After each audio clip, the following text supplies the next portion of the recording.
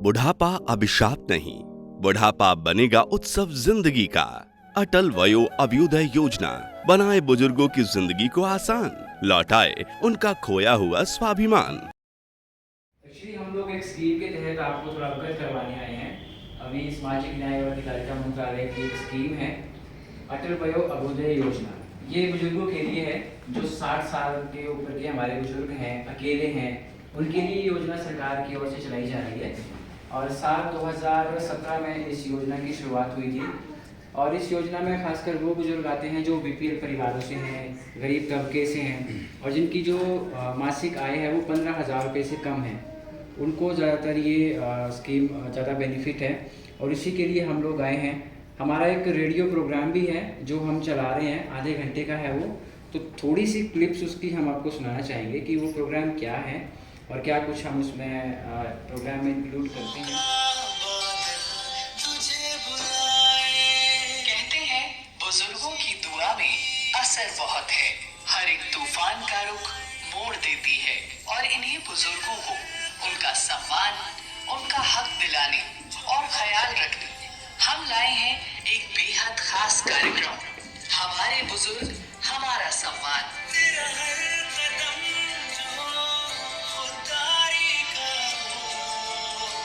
जहां सभी बुजुर्गों की सेहत से जुड़ी एक्सपर्ट एडवाइस, कानूनी सलाह, सरकार द्वारा दी जा रही सुविधाएं व अधिकार और सभी सीनियर सिटीजन्स के जीवन को आसान बना रही टेक्नोलॉजी के साथ साथ फाइनेंशियल एडवाइस और भी बहुत सी जरूरी बातें इस कार्यक्रम में आप सुन पाएंगे।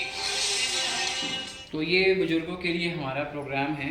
जैसे आप लोग सुनते भी होंगे, हमारा सोलर रेडियो पे ये प्रोग्राम ब्रॉडकास्ट होगा। किसी बुजुर्ग की कोई दिक्कत परेशानी है तो वो हमसे संपर्क करें। हम कोशिश करेंगे कि उनकी जो भी समस्याएं हैं उनको प्रशासन तक हम पहुंचाएं और जो भी स्कीम्स सरकार की ओर से चलाई जा रही है वो उसका बेनिफिट सब लोग उठा सकें। क्योंकि हमारे गांव देहात में कई ऐसे बुजुर्ग होते हैं जो अकेले रहते हैं, उनके लिए सरकार बहुत सी योजनाएं चलाती है पर उनको पता ही नहीं है, जागरूकता का अभाव है। हाँ जी, 60 अबव है और इसमें 60 साल से जितने भी ऊपर हमारे बुजुर्ग हैं उनके लिए ये योजना है। और सर आपसे भी मैं थोड़ा रिक्वेस्ट करूँगा, मैम आपसे भी कि थोड़ा सा आप भी बताएं कि कैसे आप लोगों को जागरूक। हमारे एक तो सामाजिक सुरक्षा पेंशन का होता है, जो भी हमारे बुजुर्ग हैं मोर देन 60 ईयर्स और अबव या विडो पेंशन का है या परित्यक्ता पेंशन का है, तो वो सारी सामाजिक सुरक्षा पेंशन में हम सभी को कवर करते हैं। अभी एक और चली हुई महिला इंदिरा गांधी वेरी सुख सम्मान निधि, तो उसमें भी मैक्सिमम लोगों को जो एलिजिबल पात्र थे आज भी उसकी हमने रखा था कि आज भी हम उसमें पात्र देखते उसमें कौन था, जो हमारे को लिस्ट आई है। लेकिन अभी आज भाग्यवश हमारा कॉर्म पूरा नहीं हुआ तो हम उसको डिस्कशन नहीं कर पाएंगे। बाकी वैसे जितनी भी सामाजिक सुरक्षा पेंशन सरकार से जितनी भी योजना आती है वो हम अपनी ग्राम सभा में डिस्कस करके लोगों को बताते हैं और जितने भी लोग उसमें पात्र लोग हैं उन सबको। आज आप हमारी ग्राम सभा में आए हैं। मैं आपका इस पंचायत से हार्दिक स्वागत, हार्दिक अभिनंदन करता हूँ कि आपने समाज उस पर एक बहुत अच्छी आपकी इसमें पहल की है, सामाजिक सुरक्षा पेंशन की बात की है। तो हमारी पंचायत सामाजिक सुरक्षा पेंशन में 100% कम्प्लीट है।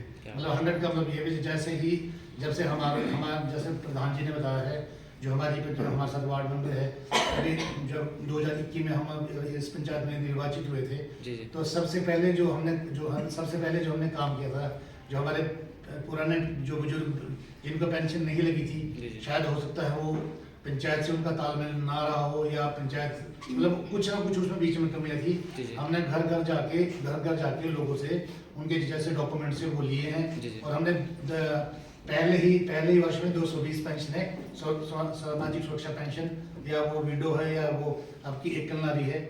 निर्मल ग्राम पंचायत कोठो में आज हम हैं और भारत सरकार के सामाजिक न्याय और अधिकारिता मंत्रालय के सौजन्य से खास कार्यक्रम प्रसारित किया जाता है हमारे बुजुर्गों के लिए, हमारे बुजुर्ग हमारा अभिमान। और इसी के तहत आज नैरोकास्टिंग का आयोजन किया गया और बहुत से बुजुर्ग यहाँ पे आए हुए हैं, उनसे हम बात कर लेते हैं। जी सर, आपका नाम?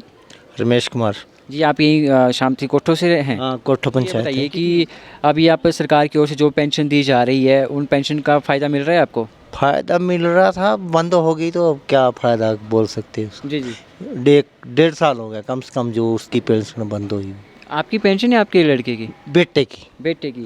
मेरे को तो अभी मिलती नहीं ना, अच्छा अच्छा मेरे को नहीं मिलती अभी। अच्छा। तो जो आपके बेटे का आपने जिक्र किया, क्या दिक्कत है बेटे की आपके? दिक्कत उसकी है, वो मतलब वो टांगे नहीं चलती उसकी। अच्छा। आज उसको 12-13 साल हो गए। मैं काम पर नहीं जा सकता, कुछ कमाई नहीं है। हम्म, कोई ये जो मेरी घरवाली जो है वो सोन में आप बुट दुकान पे लगी हुई, 6-7 हज़ार रुपया मिलता है, तो उससे क्या खर्चा मेरा घर में चलता है। जी जी जी जी। अब ये है भी कुछ हमारा होना चाहिए बेनिफिट कुछ। पहले पेंशन कौन सी लगी हुई थी उनको? ये जो होती है, अपंगता की? हाँ। अच्छा, तो कितने साल पहले 1.5 बंद साल हुई हो गया जो मतलब बंद है, नहीं आ रही।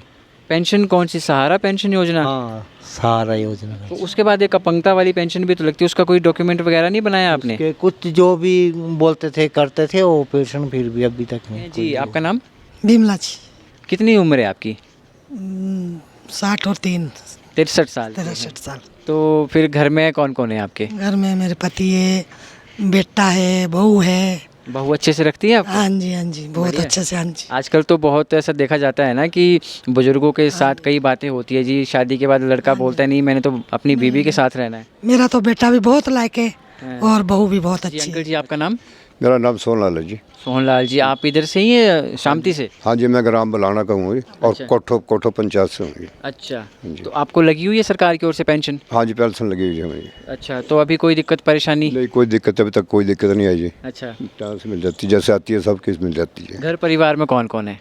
मिसेज है और बहू है, बेटा है, पोते हैं, अलग अलग रहते हैं सब। सब अलग अलग रहते हैं? तो आप बिल्कुल अलग रहते हैं या नहीं, कभी एक- छोटे एक- बच्चे के साथ, कभी एक- बड़े बच्चे के साथ? एक बेटे के साथ है, खाना तो उन्हीं का खाना हाँ, हमने, हाँ। और ऐसा कुछ नहीं है। प्यार से रखते हैं? प्यार से रखते हैं, ऐसा कुछ नहीं है जी। अच्छा, क्या कुछ मैसेज देना चाहेंगे आप हमारे कुछ एक लोगों को जो सोचते हैं कि जी हमें बुजुर्गों से अलग रहना चाहिए? हाँ जी। बुजुर्गों से लग तो नहीं, बस रहना चाहिए जी। मैं तो एक कहता हूँ जितने भी मतलब बुजुर्गों के आशीर्वाद लिया जाए बिल्कुल। उतना ही अच्छा है। मिलजुल के रहें तो बहुत अच्छा टाइम कटेगा, उनका भी और हमारा भी। बिल्कुल रहा है, हमारे बुजुर्ग हमारा अभिमान और ये हमारे अभिमान ही हैं। ये जो अंकल हैं ये 93 साल के हैं और इन्होंने ज़िंदगी के कई सफ़र देखे हैं, लेकिन बोलते हैं ना कि जैसे जैसे उम्र इंसान की बढ़ती है शरीर भी कहीं ना कहीं जवाब देना बंद कर देता है। अभी अंकल जी हमें बता रहे थे कि आंखों से भी इन्हें बहुत कम दिखता है और कानों से भी इन्हें बहुत कम सुनाई देता है, फिर भी कोशिश करते हैं हम इनसे बात करने की। जी अंकल जी नमस्ते। हाँ नमस्ते जी, नमस्ते जी। क्या नाम है आपका?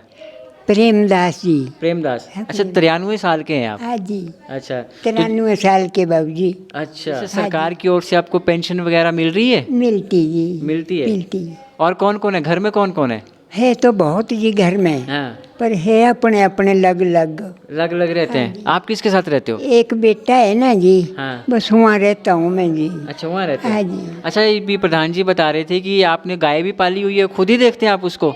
गऊ गऊ सब बेच दे बेच जी, दी? मुफ्त में। अच्छा मुफ्त में दिए जी। अच्छा, जब दिखा नहीं ना जी, हाँ, हाँ। कान में नहीं सुनाई पड़ता तो सब दे दिए जी, सारे दे कुछ दिए? नहीं रखा। अच्छा, अब तो बस जो पेंशन मिलती है वो आटा खाता हूँ, जो ऐसा अपना क्या पंचायत सेक्रेटरी ग्राम पंचायत कोठो चैतराम शर्मा। पंचायत में 94.16 से हमारी ग्राम सभा में उपस्थित हुए थे, जिन्होंने आज बुजुर्गों की स्कीम के बारे में हमारे लोगों को बताया। मैं अपनी ओर से और अपने सभी पंचायत निवासियों की ओर से इनका बहुत बहुत धन्यवाद करता हूँ। और समय समय पे हम इस तरह का आयोजन करते रहते हैं ताकि लोगों को इन सभी सरकार की चल रही योजनाओं का भरपूर फ़ायदा मिल सके। और हमारे पंचायत में मैक्सिमम लोगों को हमने पेंशन स्कीम में कवर किया है और जो भी अन्य स्कीम्स सरकार के द्वारा चलाई जाती है उन सभी स्कीमों की ज़्यादा से ज़्यादा लोगों को जानकारी हो, हम ग्राम सभा में डिस्कस करते हैं। और अगर कोई किसी चीज़ की हमारे को इस तरह की आवश्यकता पड़ती है तो हम बाहर से भी इस तरह का आयोजन करवाते हैं ताकि लोगों को भरसक सुविधा मिल सके। बहुत बहुत धन्यवाद करते हैं कि इन्होंने हमारे लोगों को जागरूक किया। धन्यवाद।